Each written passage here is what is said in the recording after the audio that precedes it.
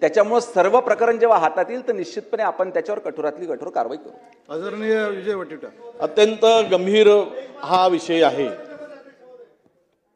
अध्यक्ष महोदय, गृहमंत्री महोदयांनी राज्याच्या मुख्यमंत्र्यांनी हे एक प्रकार नाही तर खाजगी सावकाराकडून घेतलेल्या कर्जाच्या परतफेडीसाठी 19 शेतकऱ्यांनी किडण्या विकल्या असल्याची माहिती गृह विभागानेच दिली आहे। म्हणजे लेखी दिली आहे, मंगळवारच्या विधानसभेच्या उत्तरामध्ये ते आहे, आपण जरा शोधलं तर। महाराष्ट्रामध्ये हे केवळ प्रकरण कशामुळे पुढे झालं तर ते माझ्यामुळे आलं। मी ज्यावेळेस या व्यक्तीला बाहेर देशामध्ये डेटा सेंटरवर नोकरीसाठी फूस लावून नेलं होतं आणि तिथे नेऊन त्यामध्ये चॅटिंगसाठी आणि ब्लॅकमेलिंगसाठी त्याचा वापर केला जायचा, ही सगळी माहिती आल्यानंतर मी त्याला सोडून आणलं। येण्याचं तिकीट मी दिलं। चीनजवळ एक छोटासा देश असोल नावाचा देश, त्या देशातून त्याला आणलं। छोटासा देश आहे, बेटवर आहे। मी पैसे काढून त्या शेतकऱ्याला आणला आणि इथे आल्यानंतर पोलीस अधीक्षकांना ही सर्व माहिती देण्याचं काम त्यावेळेस स्टार्टिंगला मी केलं आणि मग ही प्रकरण उघडकीस आलं। बातकुळकर साहेब, म्हणजे खूप मोठं प्रकरण आहे। 19 शेतकऱ्यांनी, विशेष म्हणजे काय सांगू आपल्याला, तामिळनाडू, दिल्ली हे दोनही डॉक्टर, त्या डॉक्टरला तर दिल्लीच्या डॉक्टरला हात लावू शकत नाही, कोणी लावू शकत नाही, कारण त्यांना पद्मश्री पुरस्काराने गौरवला आहे। दिल्लीच्या डॉक्टरला पद्मश्री पुरस्कार दिला आहे। कदाचित माहिती नसेल किती गंभीर विषय आहे माननीय मंत्री महोदय। तर त्या कोणी ते तुम्ही जिल्हा पहा तुमचा, तो इथे कशाला हा जिल्हा इकडे आणताय? अध्यक्ष महोदय, गांभीर्य घालवू नका महाजन साहेब, तुमच्या या विषय फार गंभीर आहे। तुम्ही बसून त्याचा, खडसे साहेब आणि तुमचा वाद तो वेगळा वाद आहे, तो जमिनीचा वाद आहे, तो सावकारीचा वाद नाही।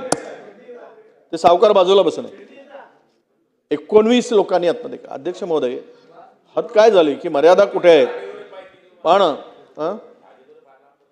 फार लांबपर्यंत आहे। अध्यक्ष महोदय, माझी मागणी बातकळकर साहेबांनी म्हटली त्याप्रमाणे,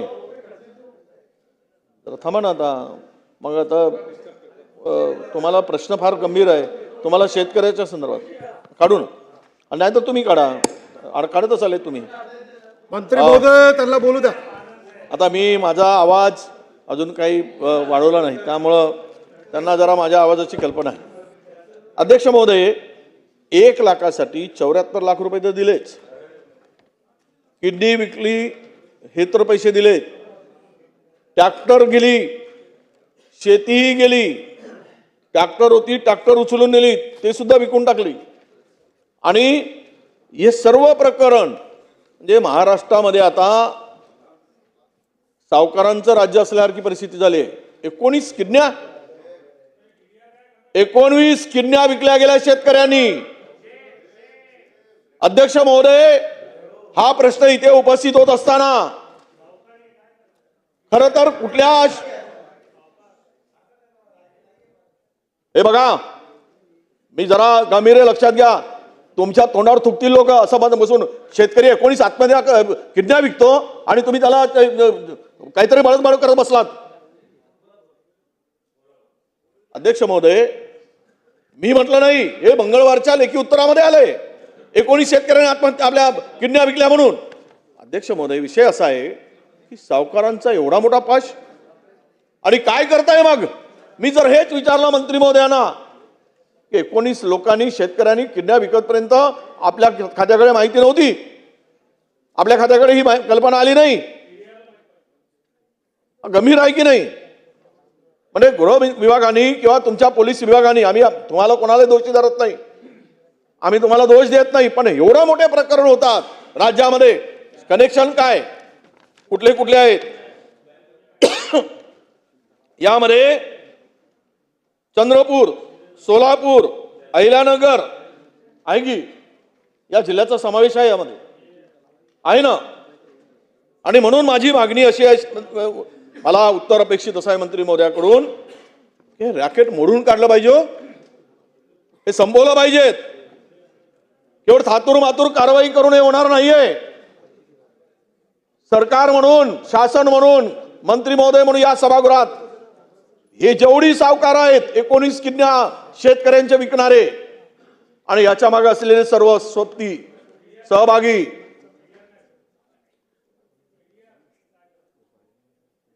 DDR तर आहेच. शेतकऱ्यांच्या किडन्या विकण्यामध्ये सावकार आहेच, पण किडन्या विकतपर्यंत एवढे मोठे गुन्हा होतो आहे, तर गृह विभागाचंच उत्तर आहे.